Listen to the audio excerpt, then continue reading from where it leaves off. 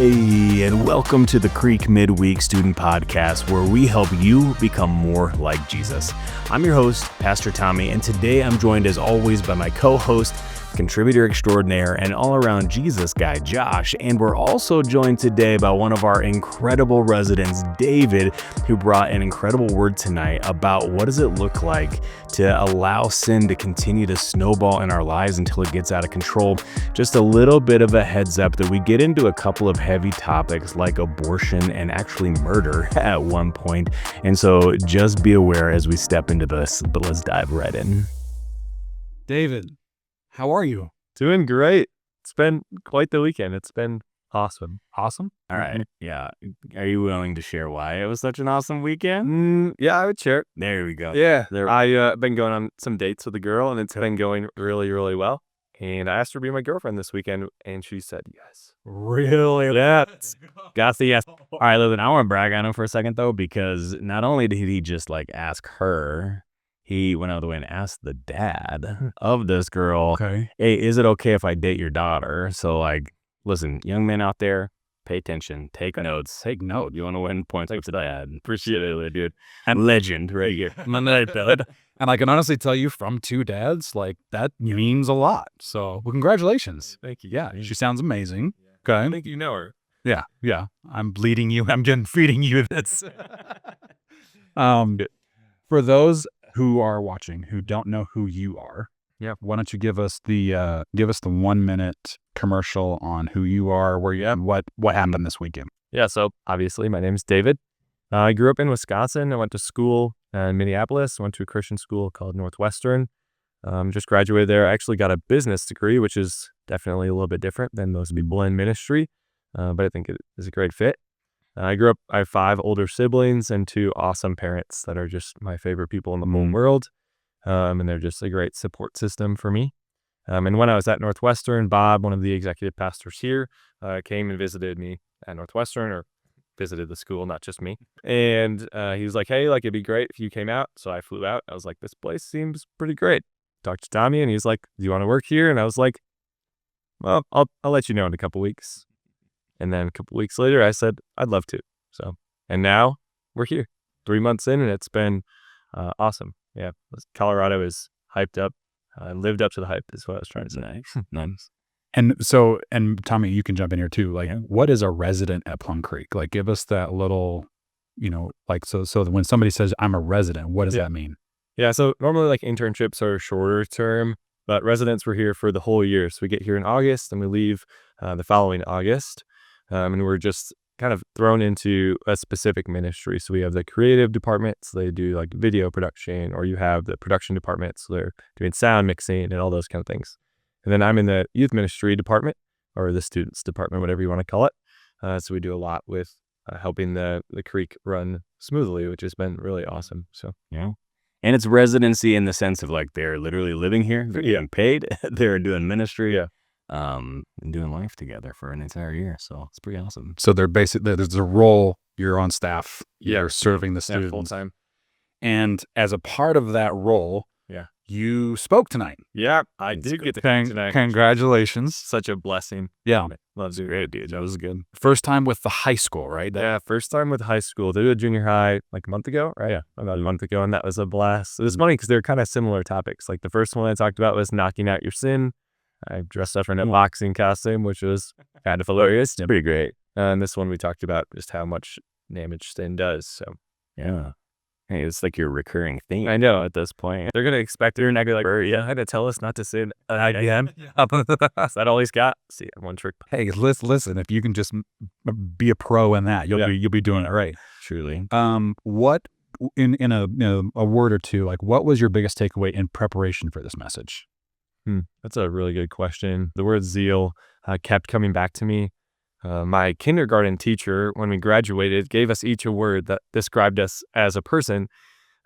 Just a nice word, not anything mean. But I got the word zeal. And I was always like, oh, that's the worst word, because that just means I have way too much energy, can't be controlled. And I was always like, oh, that's not good. That was just a nice way of saying I had too much energy. And she's still a family friend to this day. But every time I see her, she's we talk about it. Somehow it comes up. Yeah. And she's like, no, like that is an awesome word. Like you're using it now, like to let others know about the Lord. And as we talked about in the sermon, we were just talking about how that's the Lord's posture towards us, like passionate pursuit. Like it's not just like I guess I have to. It's like he's enthusiastic about it, which is just such a gift. And just as we sin, like he doesn't give up on us. And that's just kind of what kept sticking out to me. Like it doesn't matter how bad the consequences are here. Like David's sin was still forgiven. Like he was still said he wasn't going to be killed for it, which is, just a blessing. Yeah. I think it's cool to know that God has that kind of zeal for us, like you were talking about. And it's hard to think of very many times where it's like, I would say I went as far as feeling zealous, like I was full of zeal for that particular thing. But in the few instances in my life where I can think of that I was that hyped up and like that passionately pursuing something with that kind of zeal, to then be able to be like, oh, wow, that's the kind of zeal, and actually probably a fraction of the zeal that God actually has for us, too, is pretty incredible. So I love that word. And I think it perfectly encapsulates you, too, my friend. So if you do everything with zeal. My kindergarten teacher would agree. She got you pegged for sure, in a great way. And so the message that you just spoke, okay, and you did a fantastic job laying it out. We had some great conversations in our small group with it. Awesome to hear. We're all very grateful for how you laid it out. But let's drill down a little bit more. What did you not get to say in preparation? What we can go back, we can watch it, but what were some things that we would want to in this environment and is share with that you didn't get to share? Yeah, and there was some purpose to it. Like I kind of wanted them to feel some sort of dissonance where it's like, oh, like this doesn't feel good. Like these stories are like not ending quite the way I was hoping, like the story of David. But my hope in that was that when they got to small group, they got to talk about like, how does that feel? Like, what are we looking at? Like, what has sin actually done in our lives? I think what I wish I would have been able to get to more was like the practical side of like, okay, like how do you, like what are doors in your life? Like what are opportunities for you to get out of your sin? Like share some from my life or share some that I've seen in other people's lives. Especially like Jenna came up and she was mentioning it, like open it up about your sin. Like when you're in it alone, like we talked about this in my small group, like it holds on to you so much longer. Like it's not even particularly close. So just being able to like mention that more, it's like, okay, here's some things that you could do. But yeah, just one of them would be accountability or mentorship. So it's good. I take heart sometimes in knowing that David was called a man after God's own heart. And that label was not given to him until after this. Like the worst moments in his life, you see all the ramifications, all the consequences of that decision and the snowball of decisions. I love that imagery that you gave too, of like it, starts small and then it just kind of starts to get more and more out of control. And yet I have kind of always thought one of the reasons he is called a man after God's own heart is because when he's confronted with that sin by Nathan, the prophet, he responds so well of like, you're right, I have to repent, I have to change everything. And so I think that's what God's after of for students, for us, all the sins that we have fallen into. And I appreciated your vulnerability tonight too, and talking about some things in your own past, and we could each do the same, and yet knowing that even in spite of those things, again, God still zealously loves us, he pursues us. And it's a matter of like when we are confronted, when someone helps us to see that this sin is like bigger than maybe we thought it was, that we respond in such a way where we're like, I gotta change everything. Like I've got to surrender to Jesus. Turn back now. Yeah, it's good. So you mentioned there having partnership with somebody. One of the things that we discussed was, David, that verse that you read tonight starts with, it was a time when the kings went to war. He wasn't at war. He wasn't so he wasn't where he was supposed to be. He wasn't, he was alone. He was out on the balcony by himself. He was bored. And so there's all these formulas. What did you find in your preparation? Where does this all start? How does, give us this snowball effect, this cascading effect for you in the study and what you found. Where does this start, and why does it lead to such sometimes monumental consequences? I think my mom always used this illustration. She was like, okay, you have like a pyramid of relationships. There's going to be like people at the bottom, like kind of build it up. And there's going to be like a couple people that are at the top. And those are the ones that you're really going to look like. So it's like, and you need to really hone in, like, who are these people that are forming you? And so something that I feel like, especially in college, like that changed for me, it was like high school, surrounded by friends that were kind of interested in the same things that were not honoring God. We get to college and they're like, no, like we want to go to church together and we want to have Bible studies. We want to like actually pursue the Lord and be vulnerable. And you can see that in David, like King David, like he stays back. Like he doesn't surround himself, or he isn't in the right spot. Like he isn't with the people that he was supposed to be with. And then he isolates himself too. Like when he notices something, he doesn't go back. He's like, somebody help me. Like that isn't what I was supposed to be looking at. He's like, that looks kind of nice. Like I kind of want that. One of my friends in college, I think this is sweet, but he was like, you can't always choose what you see, but you can choose what you look at, or you choose when you notice. And I think that's super helpful. Like instead of looking away or being like, okay, no, like I know who that is, or I know I should not be doing this. He's like, yeah, like that's what I want. So he lingers there for too long. Yeah, I think it's incredible how quickly it feels like it can get out of control when it's as simple as like, whoa, hold on, let me recognize this is not what I should be doing. Let me turn around, let me go the other way, let me seek the help. Like I said, I love that. And then all of a sudden, if we don't, how quickly it can go from like, oh, just one little thing, it's not that big of a deal, to all of a sudden, my goodness, I'm way out of my league here. It snowballed so fast. Yeah. Well, we use the phrasing in our small group, the sip and the chip. Yeah. Yeah. So the sip was, we were asking, one of the students asked, because we were talking about substances. Yeah. It's like, well, what about just a sip? And I'm like, I don't know. You tell me. What about just a sip? What does the law say? Mm-hmm. Well, you have to be 21. It doesn't say 21 except for just a sip. Yeah. No matter the circumstances. And God's righteousness, God's holiness, that says that too. It's like, it's not like God's like, well, it's okay if you do this sin just a little bit. Yeah. Right. And so that was the sip. And then the chip was, we have a wrestler in our group, and he's like, yeah, he goes, I've been noticing the justification that I can do so quickly. He's like, I'll have a chip and 12 bags later. Cause he's cutting weight for wrestling. And it's like, we get to this point where we justify the chip and the consequences on the 12 bags. Yeah. We justify him lingering, right, which is exactly what you said, and it ends in murder. Yeah. What would you say is, how can we help the students understand to stop the sip or the chip, that front end? How do we keep from avoiding that initial temptation? I think, as I was mentioning, like inviting someone else into it, I think a lot of times we, especially like as Christians, if the Spirit lives in us, like we'll feel some sort of conviction when we start to do something. And if we don't have someone to talk to in our life about like, hey, like this just happened, like nothing terrible happened. Like if you don't have somebody to reach out to, it's like, hey, like I just saw this video and I like watched for way too long. You just like sit in that by yourself. Like it's going to be tough. Like you might just justify it. You might not think anything's wrong with it.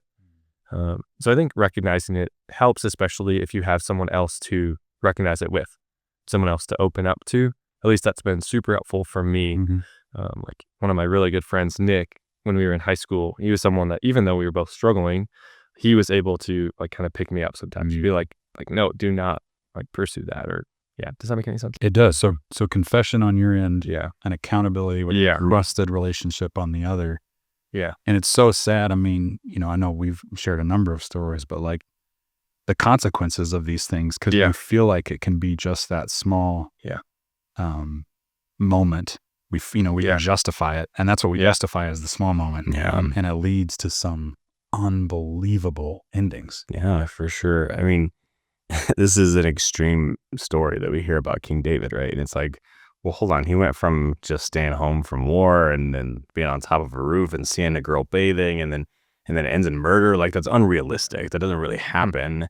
And yet, when I was in college at a small Christian school, much like the one that you went to, except mine was in Oklahoma. But like literally my senior year, while we were at the school, there was a couple, they were sophomores. I had kind of like seen them around, didn't know them at all. But they started making some choices and they went further and further, and she ended up getting pregnant. And they were so convinced that, I should say the boyfriend was so convinced that like his life was over in this moment because of this decision. that he started pressuring her to get an abortion. And he was like, if you don't, like, our lives are over, like, whatever the vision is of what we've got. And she refused, and this went on for weeks, where he just kept pressuring for her to get this abortion.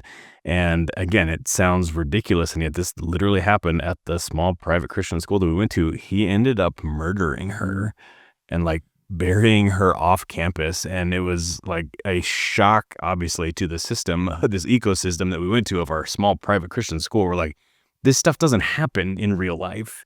And yet there it was. And again, I think it starts as, you think all the way back of, I don't know their full story of how they got pregnant, but I can only imagine just a little bit, just something small. And let's go a little further and just a little bit more, until eventually they were in this position where, again, they were so overwhelmed at what had happened. They thought their lives were over, that it literally, in the same way that it did for King David, snowballed into a murder to try to cover it up.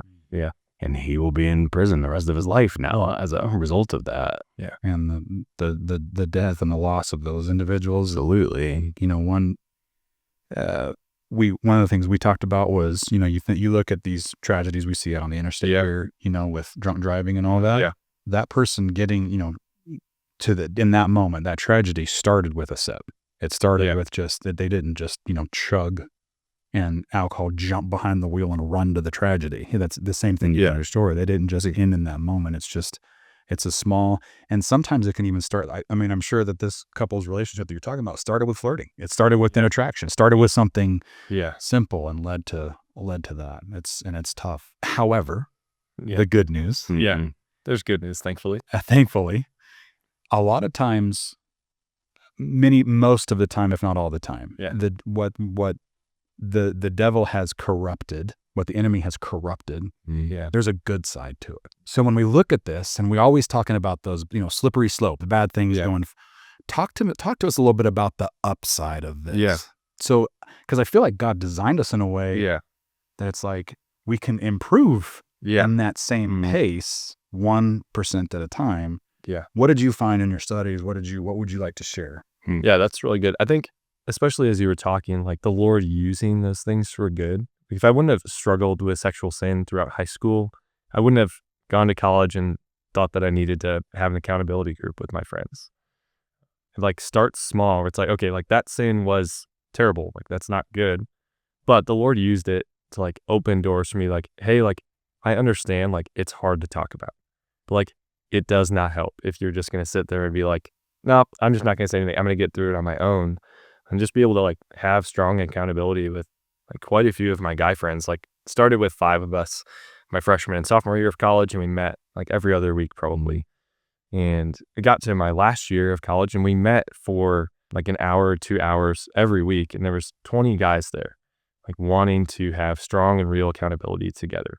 Which is just such a gift that the Lord used my sin, like my struggle with sin, to be like, no, like I want you to talk about it with other people and be like, we don't have to stay here. Like, there is something better for us. The Lord uses our sin even for his glories. I think it's a story like that is such a reminder that God is a God of redemption, right? Yeah. Over and over again, we see throughout Scripture that God steps in and is willing to redeem even the broken parts of us. And in one of C.S. Lewis's Space Trilogy books, so good. No one ever knows about this. It exists. Don't worry. We're going. All right. I'll allow it.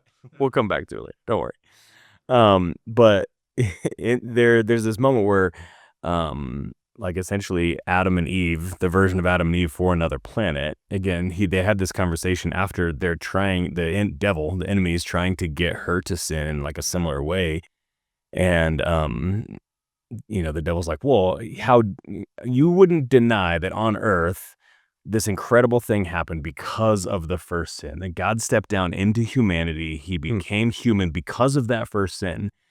And he's like, you wouldn't dare deny that beautiful thing only happened because of the sin. So maybe sin's a good thing. And he's like, I wouldn't deny that. And yet we can never know what the original good that was intended would have ever been. And so again, God will use it, but I think we can have this temptation sometimes to be like, oh, well, then maybe I should keep sinning so the grace can abound. And Paul's like, no, hold on. That's not what we're saying. It's the breaks. Don't do that. Yeah. But I think even again with your story, it's like you don't get to this place where there's this beautiful redemption without a moment of surrender and being like, God, I need you to lead me out of this because I don't want it to happen again. You took some steps to ensure that I didn't keep going down that path. Good. Yeah, it takes time. Like we were talking about this the other day. Like we've been walking in a sin for years. It's not going to be like a snap decision where, okay, now I'm good. Like I'm never going to do that again. Yeah, I'm fine. But it's sweet that he continues to walk with us out of it. Like it's not like, okay, well, you walked yourself there, so you can get yourself out. Right. Like he walks us out of it. He's there the whole time. And I could not have done it on my own. So it's his grace or his power at work on us. That's awesome. And I know for you, I mean, let me just speak in the words. Thank you for your courage. I mean, getting up in front of a crowd of students is never easy. Right. And you being vulnerable the way that you were, dropping the wisdom, but then sharing a part of your life, being vulnerable and saying it's okay to be accountable. It's okay to be, to be vulnerable in front because that's going to lead to better. So thank you for that courage and for your wisdom tonight. Great job. Hey, thank you. Appreciate it. Appreciate both of you guys. You're great. Thank you. Okay, thanks. Well, that's all for us here this week. Thanks so much for tuning in. We cannot wait to see you back here again. But before we go, a blessing. Students, may you live in the ultimate freedom that Jesus has for you by walking away from the sin in your life. May you find some safe people in your life that will help you to open the door and walk away from that sin. May you step through those doors into freedom so that God would continue to transform you so that he would help his kingdom to come here to Castle Rock until it is in Castle Rock as it is in heaven. Amen. We can't wait to see you back here again soon.